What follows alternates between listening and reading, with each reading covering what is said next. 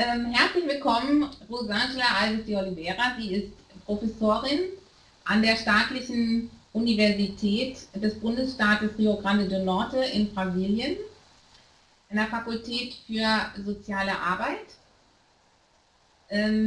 Und sie seit 20 Jahren, soweit ich weiß, in der Bewegung der Economia Solidaria Brasiliens aktiv. Zum einen hat sie sehr lange in Projekten gearbeitet oder begleitet immer wieder Projekte und zum anderen arbeitet sie auch wissenschaftlich dazu und hat maßgeblich an der Entwicklung von Methoden der Inkubation mitgearbeitet.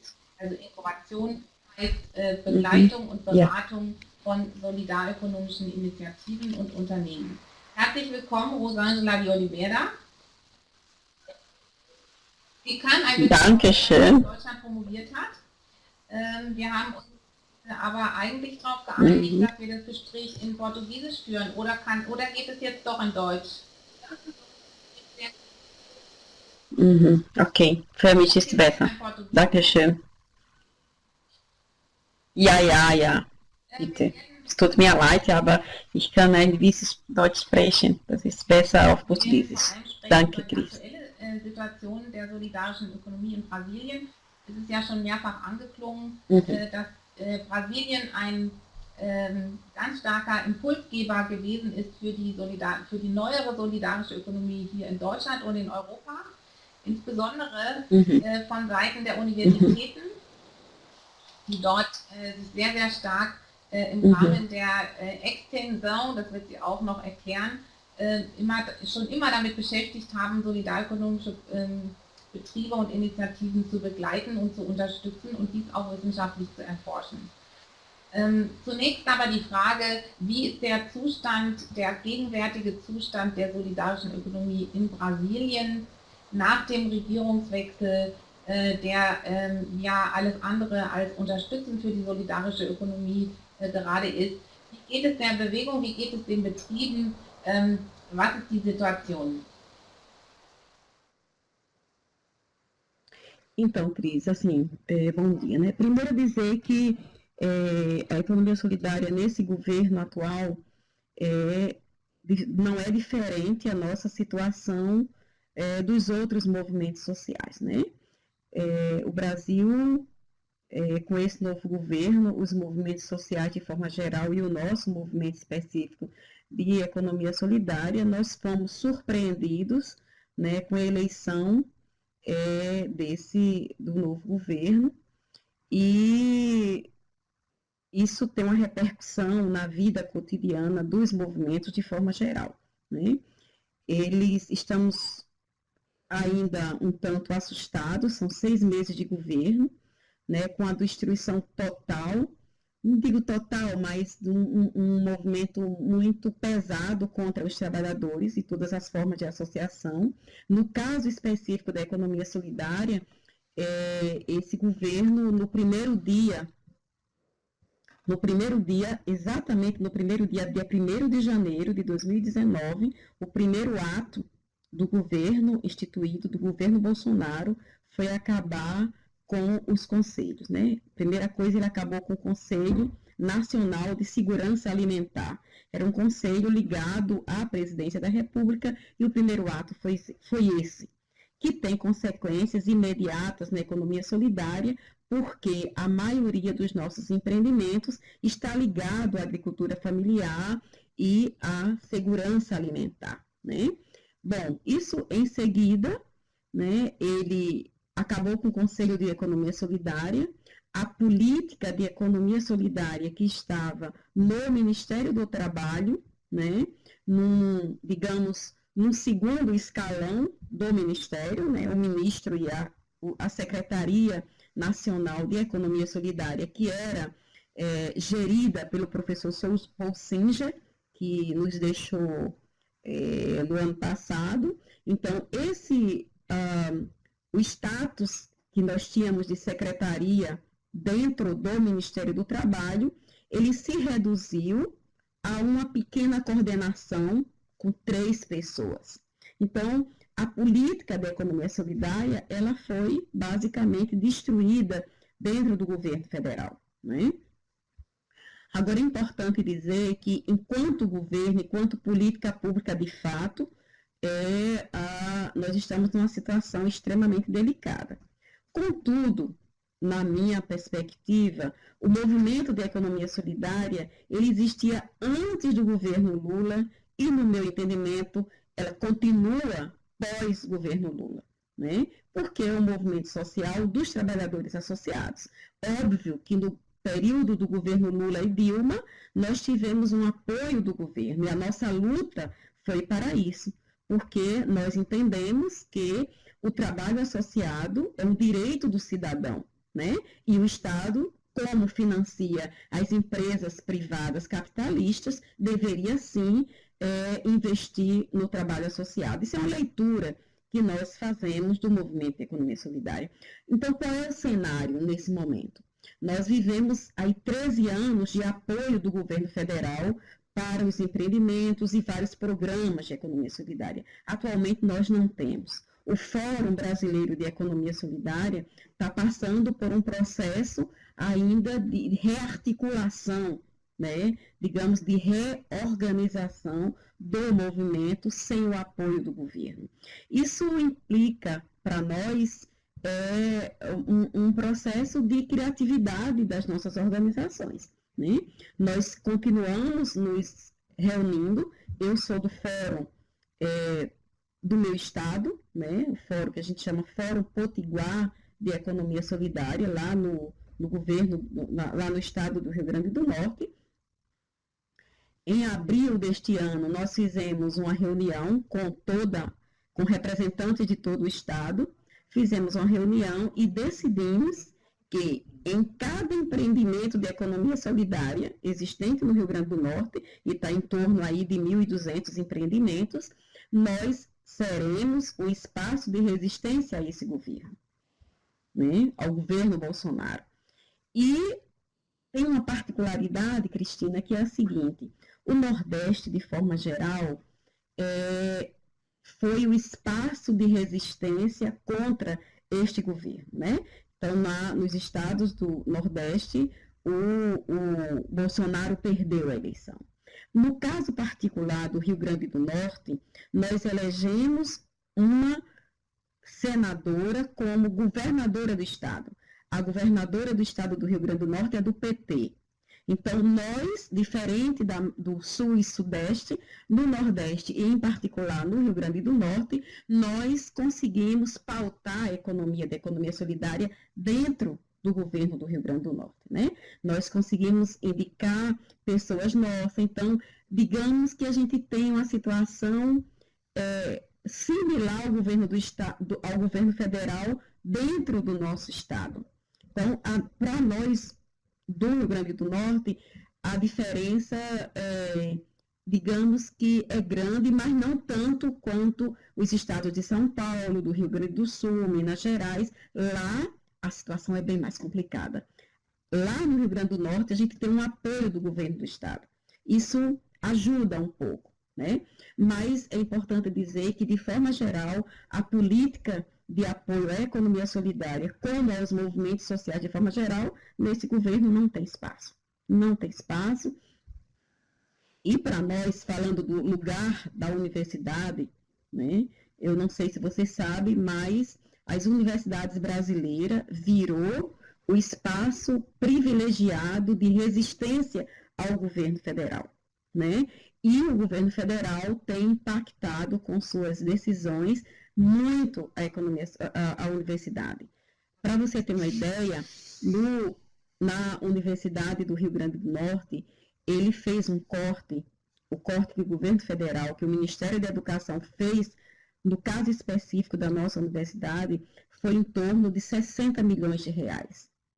Isso inviabiliza a continuidade do semestre, do próximo semestre, né? Nós estamos com... Se esse corte for realmente efetivado, se não houver um recuo do governo em relação a esse corte de recursos, a Universidade do Rio Grande do Norte só funciona até agosto.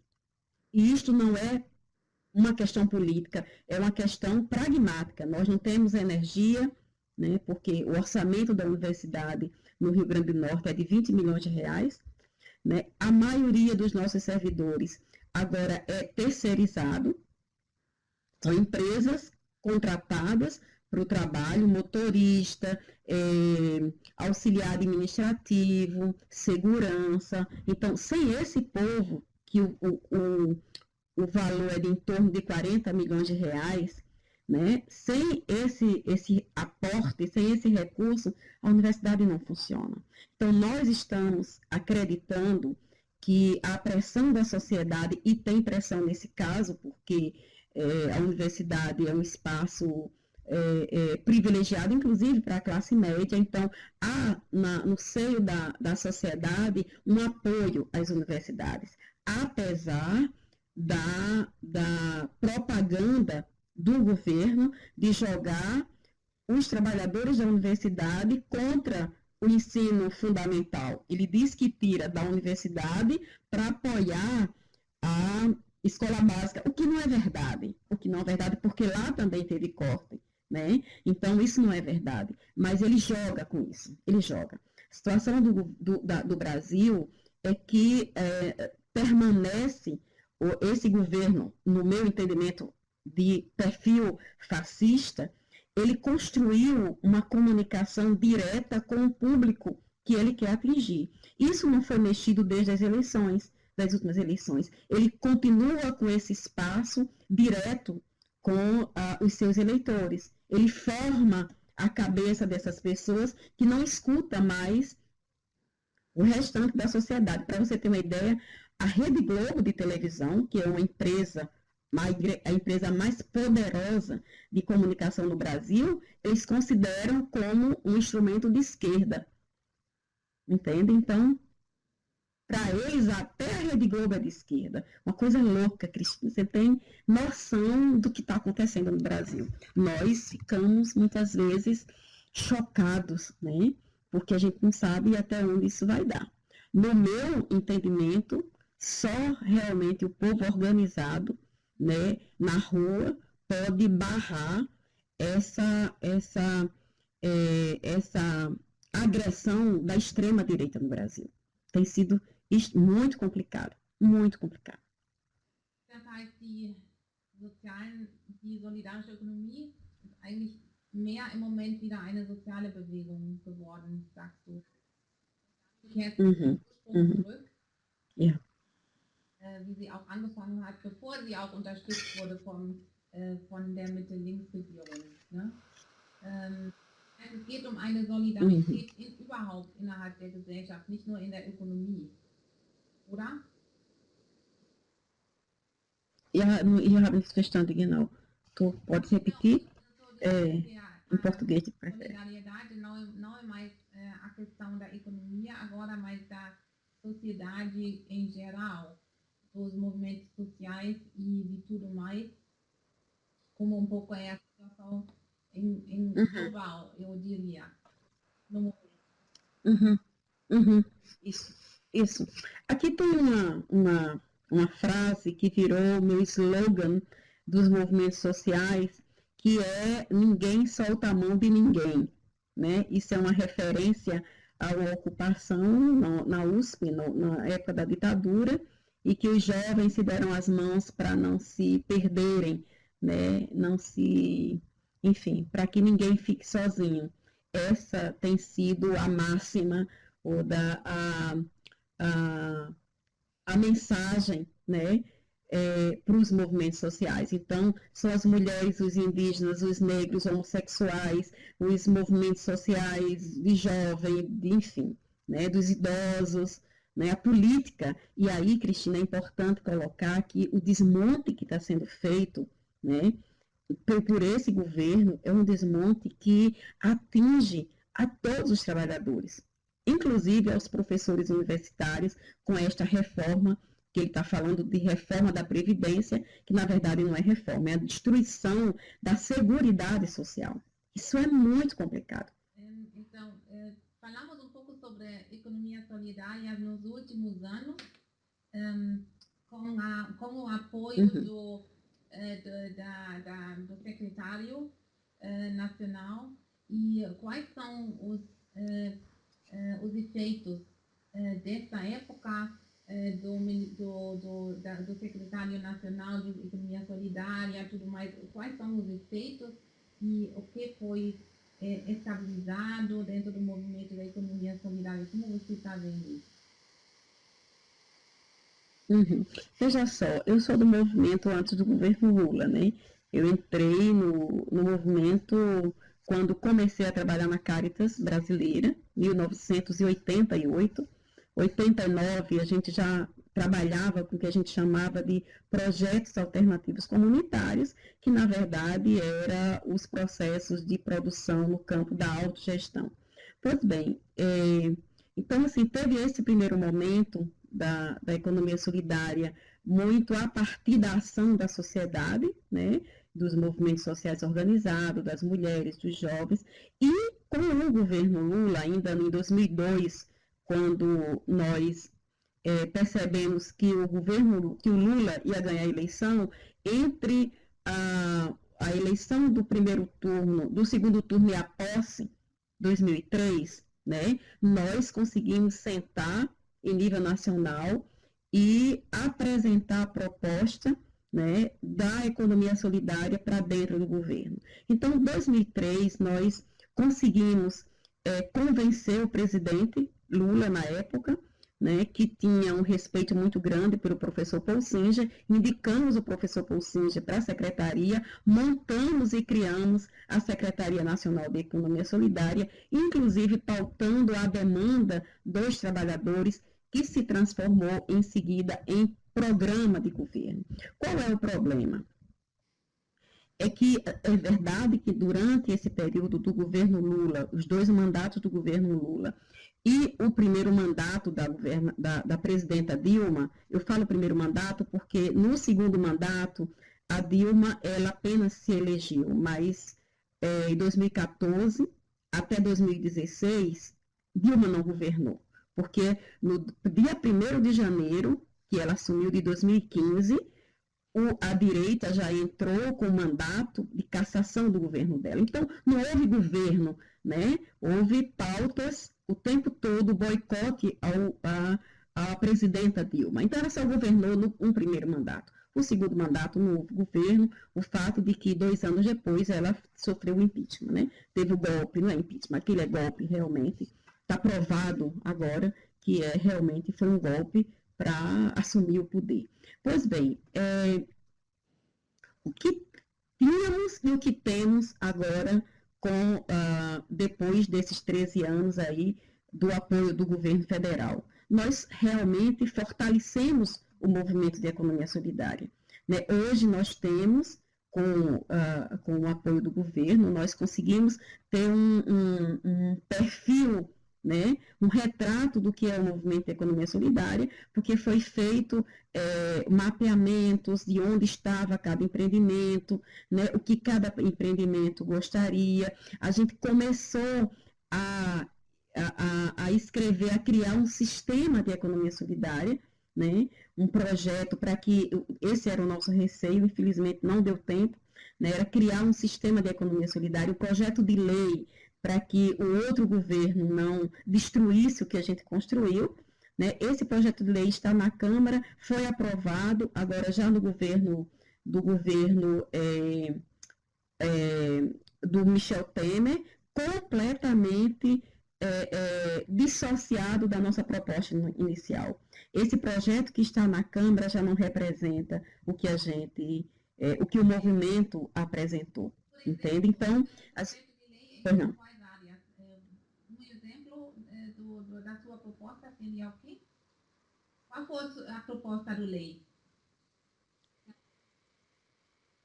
Nós tínhamos uma proposta de lei que fortalecia a economia solidária, né, a partir dos processos de autogestão, né, de apoio à política de economia solidária e tal. O que está agora, né, que se conseguiu negociar, é muito no caminho dos empreendimentos, digamos, tradicionais, né, dentro do capital, que a gente compreende que uma sociedade tem o direito de se organizar como quer. Agora, a gente quer que a economia solidária, com esse processo de autogestão, seja também, digamos, financiado por sua população, né? No caso, pelo governo. Né? Então, esse já não diz muito do que a gente queria. Eu gostaria de começar sobre financiamento, especialmente microfinanciamento. Aqui se houve muito a crítica que os institutos de microfinanciamento globais, internacionais, eles se enriqueceram às custas dos pobres. Mas eu sei que no Brasil tem, por exemplo, o Banco Palmas, que é um instituto de microfinanciamento que funciona com autogestão e que tem completamente outras metodologias. Talvez você poderia apresentar um pouco o trabalho dele. Então, Cris, essa pergunta é bastante oportuna e eu fico bem à vontade de responder. Primeiro que, no que a gente chama do movimento de economia solidária, esse é o setor que a gente chama de finanças solidárias e que tem várias expressões, né? Banco comunitário é uma expressão, mas existe outra, existem os fundos rotativos, né, que também é uma forma de finança solidária. Eu vou me deter aos bancos comunitários porque eu estou no Brasil, eu coordeno a incubadora de economia solidária na Universidade Federal do Rio Grande do Norte. Lá na incubadora, na Inicis, a gente está apoiando agora um processo de incubação de um banco comunitário numa reserva de desenvolvimento sustentável, quer dizer, numa comunidade tradicional de pescadores, né? Esse banco comunitário, nós estamos começando a discussão. Qual é a questão? O banco comunitário, o mais importante dele não é o resultado, né? Mas é o processo de construção, a metodologia que é usada de fortalecimento das pessoas que estão neste local, né? Então, nós começamos com este trabalho numa comunidade de pescadores, né?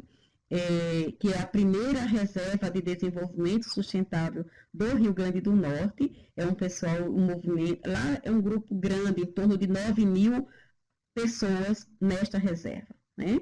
Tem um site, o nome da reserva é Reserva de Desenvolvimento Sustentável Ponta de Tubarão. Pode entrar na internet que tem várias informações sobre essa RDS. Bom, o que temos concretamente na RDS Ponta de Tubarão? Nós temos um grupo de turismo comunitário, né, que entendeu que a metodologia do banco comunitário pode fortalecer a comunidade. E como fortalece? Fortalece porque a gente traz para dentro da comunidade a discussão do financiamento público, né? Você precisa discutir o que é o Banco Central. Essa discussão de Banco Central é uma coisa muito afastada da população mais pobre. Isso é coisa de economista. Então, trazer o debate do financiamento, né, da financiarização do mundo, é um debate politicamente importante. Então, você tem gente na comunidade que mal sabe ler, né, mas tem a possibilidade de entender como funciona o sistema financeiro. Bom, você precisa discutir que sistema financeiro é esse e que sistema financeiro é importante para a população. Esse debate é um debate político importante, né? Isso é uma parte. A outra parte é, ok, dentro disso, como é que a gente gostaria que o desenvolvimento de nossa comunidade aqui, né, pudesse fortalecer, que esse financiamento pudesse fortalecer o nosso processo organizativo. Como se faz isso? Aí você vai discutir que moeda que nós temos, né? E aí a tecnologia social do banco comunitário é importante porque ele traz o debate da moeda social, que no Brasil, pela legislação vigente, a moeda social tem que ter o mesmo valor, né, monetário do real, que é a nossa moeda, né? Mas a nossa moeda a moeda social ela vale para aquela comunidade. Só dizendo que no Rio Grande do Norte nós temos já 2 bancos comunitários, né, com moeda social. Uma em São Miguel do Gostoso e a outra criada em 2015 no município chamado Pureza, que é um município lá, enfim, no meio do Rio Grande do Norte. Pois bem, estamos tentando criar essa moeda lá na reserva Ponta de Tubarão, né? A experiência que a gente tem tido é bem interessante. Alguns dias atrás eu estive visitando um banco comunitário lá de Pureza, né? Desse novo município que você ainda não conhece, mas está convidada a nos visitar, tá? Então, uma das coisas que eles nos disseram é que nesta comunidade houve, por exemplo, só um exemplo, houve um assalto lá.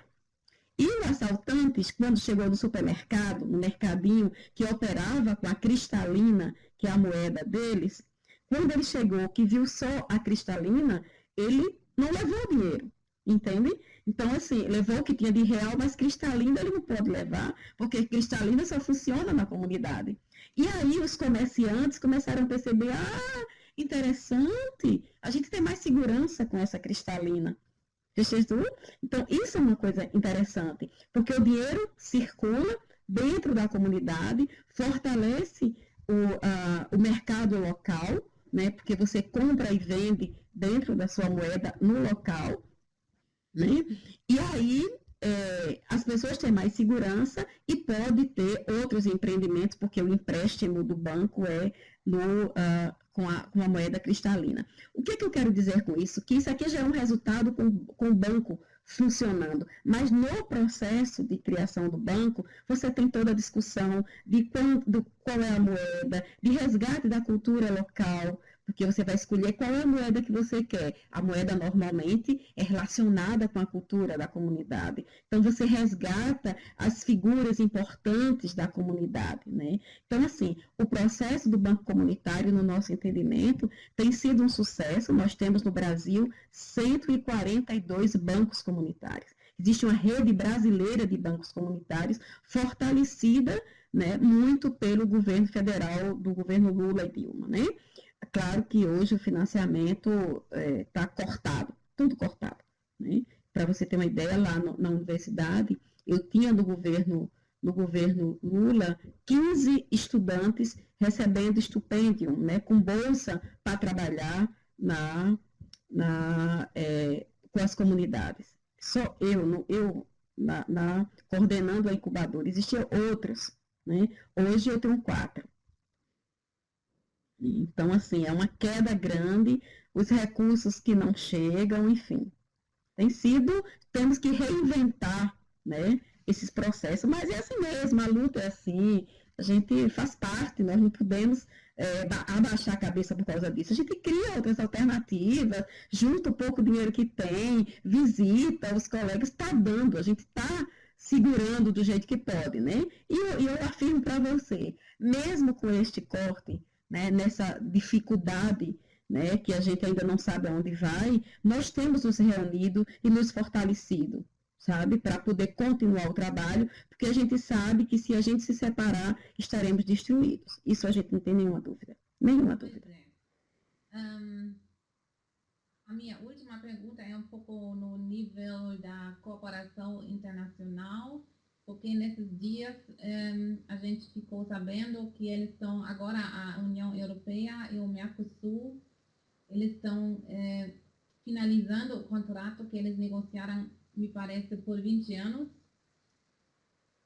mas agora eles chegaram num ponto de terminar e me parece que é um afronto muito grande pela economia solidária, no sentido que é um confronto na área de